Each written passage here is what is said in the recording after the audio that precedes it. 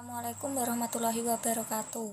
Perkenalkan, kami dari kelompok 6 yang beranggotakan Anissa Vera Puspitawarni NIM 356 sebagai moderator dan penyaji 1. 2. Novita Ayu Saskia Kurniati NIM 348 sebagai penyaji 2. Pinky Mariska NIM 354 sebagai penyaji 3. Natasha Amalia NIM 359 sebagai penyaji 4. Revana Nurhidayah NIM 363 sebagai penyaji 5. Kami akan mempresentasikan tentang investasi dalam aktiva tetap. Pengertian investasi dalam aktiva tetap. Investasi dalam aktiva tetap diartikan sebagai proses yang mengacu pada sebuah penganggaran modal. Suatu proyek harus dinilai apakah akan memberikan pengaruh yang baik terhadap arus kas perusahaan. Keputusan untuk menerima atau menolak suatu proposal investasi proyek harus mengacu pada pengangguran modal. Secara konsep investasi dalam aktiva tetap tidak ada perbedaan dengan investasi dalam. Perbedaannya terletak pada waktu dan cara perputaran dana yang tertanam. Investasi dalam aktiva lancar diharapkan kembali dalam periode jangka pendek dan secara sekaligus investasi dalam aktiva tetap diharapkan kembali dalam periode jangka panjang dan secara berangsur-angsur melalui depresiasi. Penganggaran modal atau capital budgeting. Sedangkan penganggaran modal merupakan keseluruhan proses dalam menganalisa proyek-proyek tersebut yang nantinya akan dimasukkan ke dalam anggaran modal. Capital budgeting memiliki arti penting bagi perusahaan. 1. Dana terkait untuk jangka panjang. 2. Berhubungan dengan harapan terhadap hasil penjualan di masa yang datang atau harga pokok penjualan. 3. Jumlah dana besar. 4. Kesalahan dapat berakibat panjang dan berat. Perputaran dalam aktiva tetap. Dana yang ditanam dalam aktiva tetap sama halnya dengan dana yang ditanam dalam aktiva lancar juga mengalami proses perputaran. Secara konsepsional, sebenarnya tidak ada bedanya antara investasi dalam aktiva tetap dengan investasi dalam aktiva lancar. Tetapi perputaran dana yang tertanam pada kedua aktiva itu adalah berbeda. Perbedaannya adalah terletak pada soal waktu dan cara perputaran. Materi selanjutnya akan dilanjutkan oleh penyaji 2, yaitu Saskia Kurniati. Assalamualaikum warahmatullahi wabarakatuh. Saya Novita Ayu Saskia Kurniati, NIM 2019-11348. Saya di sini akan melanjutkan presentasi dari penyaji 1. Selanjutnya yaitu perputaran dana dalam aktiva lancar. Kas, kemudian aktiva lancar, kemudian kas. Perputaran dana dalam aktiva tetap. Aktiva tetap, kemudian depresi, ke bawah depresi, kemudian kas. Jumlah dana yang diinvestasikan dalam aktiva tetap tidak sama jumlahnya selama periode investasi. Pentingnya penganggaran modal. Karena pertama yaitu keputusan penganggaran modal akan berpengaruh pada jangka waktu yang lama sehingga perusahaan kehilangan fleksibilitasnya. Kedua, penganggaran modal yang efektif akan menaikkan ketepatan waktu dan kualitas dari penambahan aktiva. Ketiga, pengeluaran modal sangatlah penting. Keempat, kesalahan pengambilan keputusan akan mempunyai akibat yang panjang. Next, karakteristik capital budgeting. Yang pertama, bertujuan untuk mendapatkan keuntungan pada masa yang akan datang. Kedua, melalui jangka waktu yang relatif lama. Ketiga, meliputi dana yang relatif besar. Next, manfaat capital budgeting. Yang pertama, yaitu untuk mengetahui kebutuhan dana yang lebih terperinci, karena dana yang terikat jangka waktunya lebih dari 1 tahun. Agar tidak menjadi over investment atau under investment. Selanjutnya, dapat lebih terperinci, teliti, karena dana di sini semakin banyak akan membutuhkan jumlah yang sangat besar juga. Selanjutnya, mencegah terjadinya kesalahan dalam decision making. Next, tahap dalam menyusul capital budgeting. Biaya proyek harus ditentukan, manajemen harus memperkirakan aliran kas yang diharapkan dari proyek, termasuk nilai aktiva akhir. Resiko dari aliran kas proyek harus diestimasi atau memakai distribusi probabilitas aliran kas. Dengan mengetahui resiko dari proyek, manajemen harus menentukan biaya modal, cost of capital, yang tepat untuk mendiskon aliran kas proyek.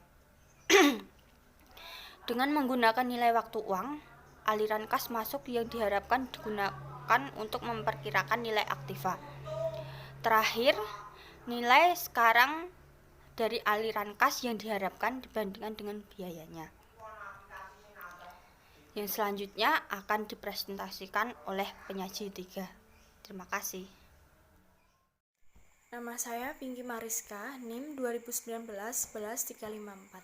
Selanjutnya, saya akan melanjutkan ada analisis arus kas. Dalam proses ini adalah mempertimbangkan arus kas selisih yang didefinisikan sebagai perbedaan antara arus kas perusahaan, jangka proyek yang diambil, dan arus kas perusahaan tanpa proyek. Arus kas suatu proyek dapat digolongkan menjadi 3 bagian, yaitu yang pertama arus kas permulaan, arus kas operasi, dan arus kas terminal. Selanjutnya, ada kriteria apa saja yang dibutuhkan dalam penilaian investasi modal tetap. Ada dalam penilaian suatu investasi yang akan dipakai untuk mengambil keputusan investasi, ada beberapa kriteria yang digunakan. Pada dasarnya, kriteria penilaian investasi dapat digolongkan menjadi 2 golongan, yaitu kriteria investasi yang mendasarkan pada konsep cash flow, yang terdiri dari konsep cash flow yang tidak memperhatikan nilai waktu dari uang atau faktor diskonto, yaitu metode payback period. Yang kedua, konsep cash flow yang memperhatikan nilai waktu dari uang atau faktor diskonto. Terus yang kedua ada kriteria investasi yang mendasarkan pada konsep keuangan atau income adalah average rate of return atau ARR atau accounting rate of return. Terus selanjutnya ada metode payback period. Payback period merupakan periode yang dibutuhkan supaya mampu menutup kembali pengeluaran investasi dengan memanfaatkan aliran kas neto atau net cash flow atau profit. Resiko akan semakin kecil apabila modal yang dikeluarkan dapat segera kembali. Kriteria penerimaan proyek yang akan diterima adalah jika perbandingan antara periode pengembalian lebih rendah dari periode pengembalian maksimum. Sekian penyampaian dari saya. Terima kasih. Saya Natasha Amalia dari kelompok 6 akan melanjutkan presentasi. Metode payback periode. Payback periode merupakan periode yang dibutuhkan supaya mampu menutup kembali pengeluaran investasi dengan memanfaatkan aliran kas neto atau net cash flow. Resiko akan semakin kecil apabila modal yang dikeluarkan dapat segera kembali. Kriteria penerimaan proyek yang akan diterima adalah jika perbandingan antara periode pengembalian lebih rendah daripada periode pengembalian maksimum. Yang kedua, net present value atau NPV. Net present value merupakan selisih yang terjadi antara nilai arus kas masuk sekarang yang akan diterima di periode yang akan datang. Profitability Index atau PI merupakan pembagian antara nilai arus kas masuk sekarang yang akan diterima di periode yang akan datang dengan nilai arus kas keluar. Untuk kriteria penerimaannya, investasi dapat dilihat dari Profitability Index atau sebaliknya.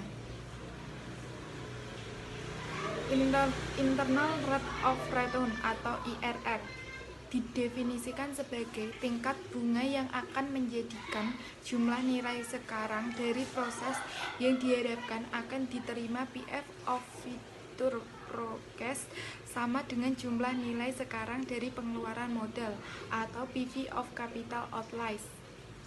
Sekian, terima kasih.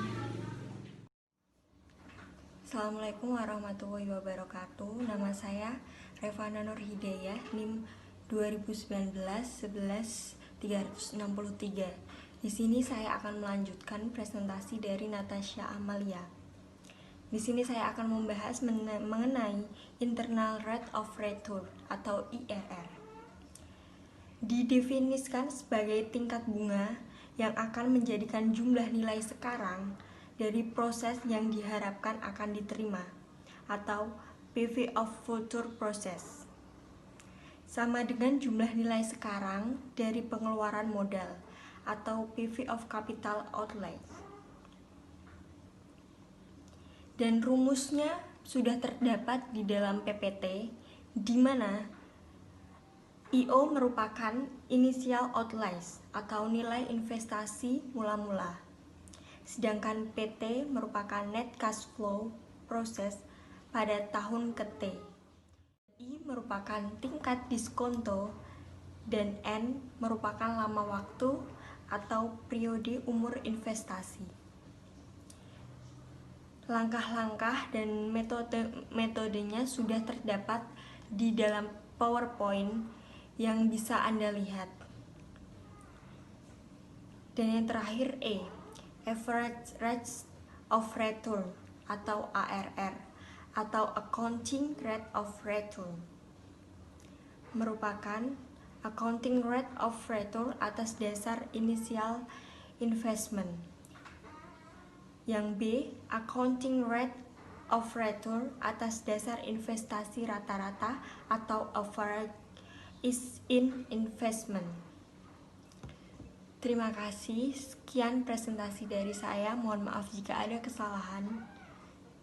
Wassalamualaikum warahmatullahi wabarakatuh.